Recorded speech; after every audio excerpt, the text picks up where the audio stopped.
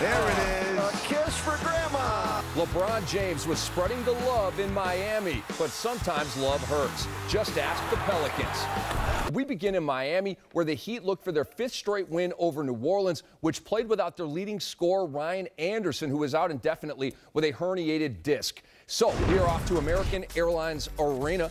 The Pelicans still have Anthony Davis. That's a good start. And there's the King. He would have a big one. That's a better start. And he gets us off to this start. Nice move. He's so comfortable down there on the block. You know, for years when we were all screaming, post up, post up. Now I got to find something else for him to do. Jason Smith. Anthony Davis. How did he do that?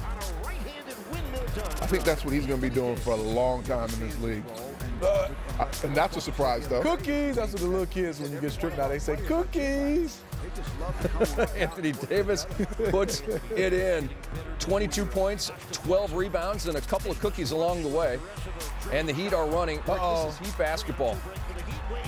You know, Rick, I love this fast break. You know why? Because the Birdman slowed up. Norris Cole failed out to the 3, so LeBron James could get it done. And then Eric Gordon all alone for 3. Hashtag 242. Eric Gordon healthy, back on the court. New Orleans led at by 7 at that point. Watch this one. Wow! Very Happy nice. New Year's. 14 feet. You know what I'm looking at? Their bench is spoiled. Because everybody's supposed to get out. They're spoiled. Well, LeBron James has done that to the basketball world. How about a 3 in the face of Al-Farouq Aminu? And how about 16 of his 32 in the third? How about another 3? What does Eric Reed say to the Heat announcer? Kaboom! Nice inflection on that, too, Smith. Kaboom! You nailed it. Here's the Birdman putting it in. Chris Anderson had quite a game. 7 of 7 from the field, 15 points. Birdman. And then Wade fading. Now that's beautiful. That's vintage D-Wade knocking down these shots. Watch LeBron. Cut D-Wade, take the bump, and the foul. Number 3 had a terrific game. 22, 8, and 8. One more from LeBron. I heard a tweet, Rick. Get him to the line. And what's LeBron doing over here?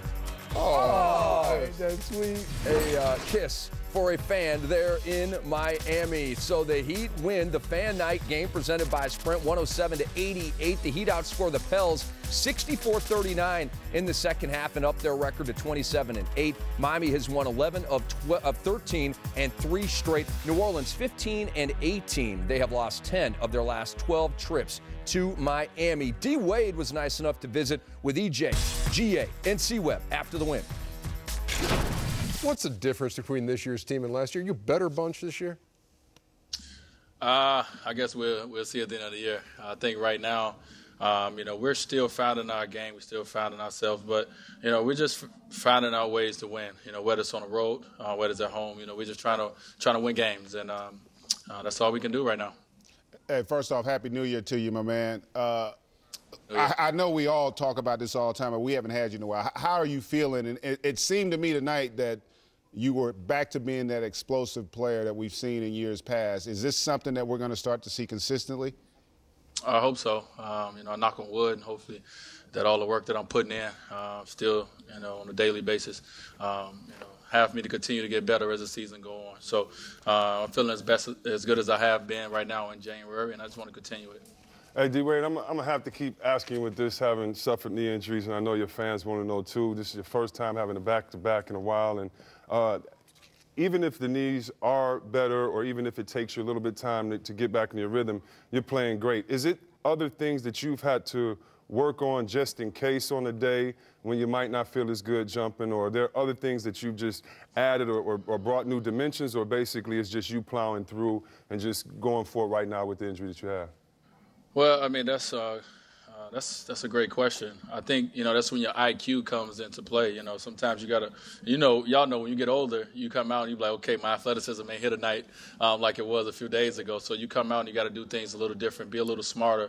That's when you see me, going in the paint, throwing up floaters, having high assist games. It just makes it in, finding my spots, cutting to the basket, posting up a lot more in those kind of games. So I just added different, dimensions to my game and don't rely on my athletic ability all the time.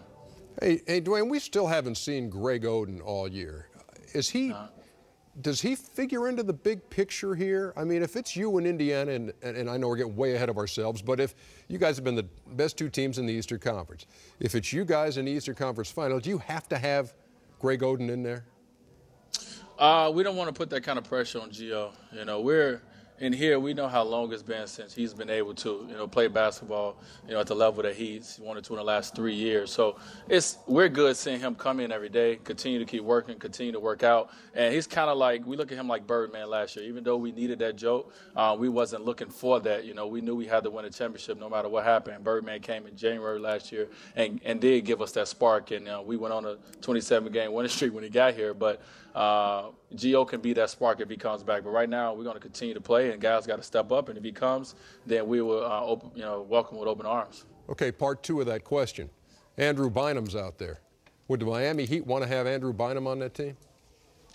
Good thing about that, I'm a player. I don't have to make that decision. so smoothly sidestepped.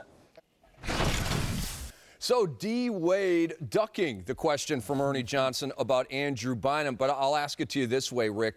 The Miami Heat picked up and fully guaranteed the contracts of Michael Beasley and Roger Mason Jr. for the rest of the season. So is the Heat roster intact right now, or could they make another move? I don't see why they would need to at this point in time. I mean, believe it or not, newsflash, they're 3 games better than they were last year.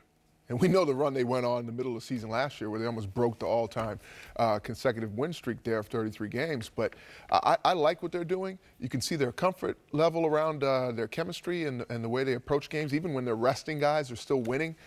So I like what they have. In terms of Dwayne's answer about Greg Oden's, the pressure that should not be put on him, yeah, he'll be an additional, I think, big guy in this playoff run for them if he can add anything. So I think they're handling that extremely well. And for the Miami Heat, they played and won this game against the Pelicans without Mario Chalmers with an Achilles injury. So D-Wade steps up with 8 assists. Break it down. Well, I want to talk about D-Wade because his evolution, his change of roles has been fantastic. It's been marvelous over the years when they acquired LeBron James and Chris Bosh. But more LeBron James. This is D-Wade with the basketball, and he has a running partner and one of a great running partner in LeBron James. You can see the alley-oops. And these plays is just showing D-Wade being able to play with the superstar. You can see right here, Al-Farouq Amino has to make a decision. Do you go to three-point shooter? But you can't leave LeBron James. So Dwayne Wade has a lot of options.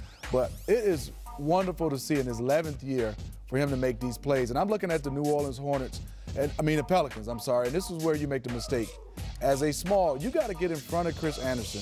Dwayne Wade draws 3 people. But because of Ray Allen, you're scared to become disconnected. Now it gives all this area free because when me and Rick Fox played, you got to crack down and get in front of the big and then build back out the three-point shooters. Now you see Dwayne Wade, same scenario. Do an excellent job. You have 2 guys over there. One is Anthony Morrow, one is Bryant Roberts. Bryant Roberts has to get in front of Chris Anderson. Dwayne Wade understands and knows that guys are scared because of Roger Mason Jr. and Ray Allen spreads the court. You just have a little pause, you throw it to the Birdman. He plays extremely well. This is Dwayne Wade playing with LeBron James. He draws 2, I cut, I catch the basketball, and I just want to look at his numbers and talk about him. He's been in the league 11 years, which is probably like dog years for D-Wade. It's like 20 how hard he's played. He's still averaging 19 points, shooting 53% from the field. That's amazing for me. And handing out tie clips for Christmas. So not only is he classy on the court, but thank you for our Christmas Got our gifts. tie clips. Now I'm looking for our socks. My Bentley. Oh yeah, that's all right. I thought he was going to be a D-Wade, by the way, one of the league leaders in steals